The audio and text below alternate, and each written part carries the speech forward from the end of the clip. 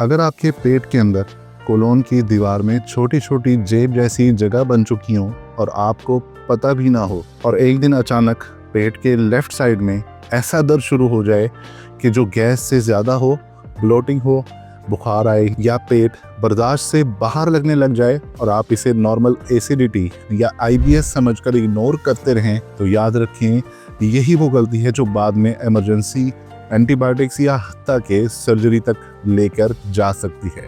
मैं हूं डॉक्टर मोहम्मद उमैर, आप देख रहे हैं प्रो हेल्थ फार्मासिस्ट, और इस वीडियो में मैं आपको सीधी और क्लियर जुबान में बताने वाला हूं कि डायवर्टिकुलाइटिस क्या होता है, ये क्यों होती है, कौन से लोग ज़्यादा रिस्क पर होते हैं और कौन सी रोज़ की छोटी छोटी गलतियां इस मसले को खामोशी से खतरनाक बना देती हैं। डायवर्टिकुलाइटिस को समझने के लिए पहले डायवर्टिकुलोसिस को समझना ज़रूरी है।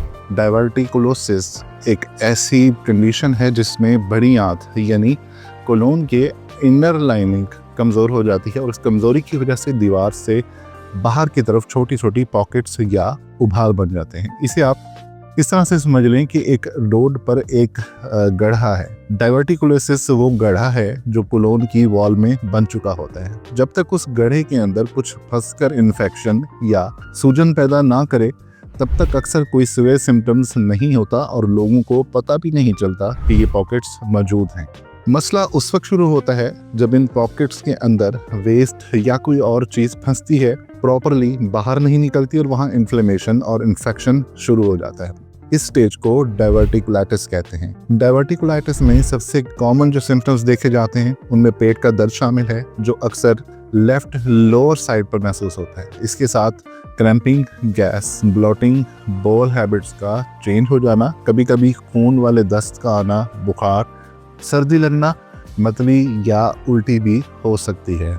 अगर आपको डायवर्टिकुलोसिस का शक हो तो सबसे पहली गलती जो लोग करते हैं वो ये होती है कि वो अपनी रूटीन बिल्कुल नॉर्मल रखते हैं, जबकि असल में इस वक्त जिस्म को रेस्ट चाहिए होता है।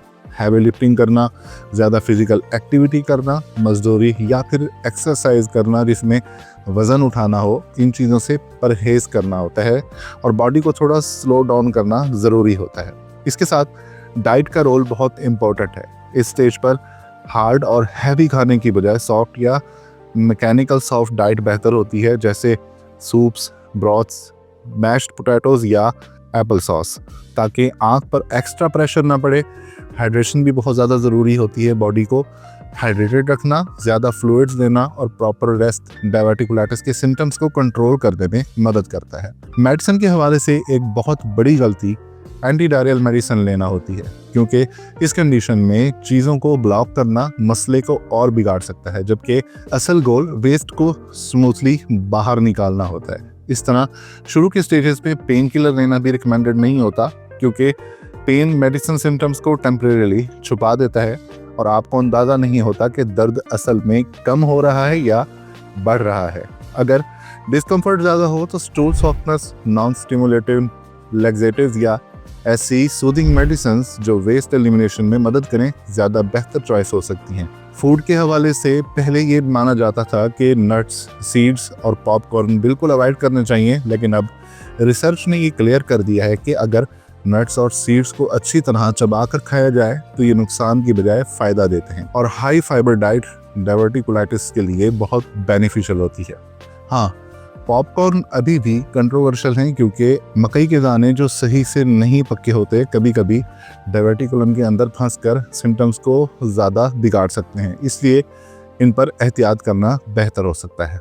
आखिरी और सबसे इम्पॉर्टेंट बात यह है कि अपने जिस्म के सिग्नल्स को इग्नोर ना करें। कोई भी नया सिम्टम्स चाहे छोटा ही क्यों ना हो, अगर आपके लिए नया या कंसर्निंग है तो इवैल्यूएशन ज़रूर करवानी चाहिए।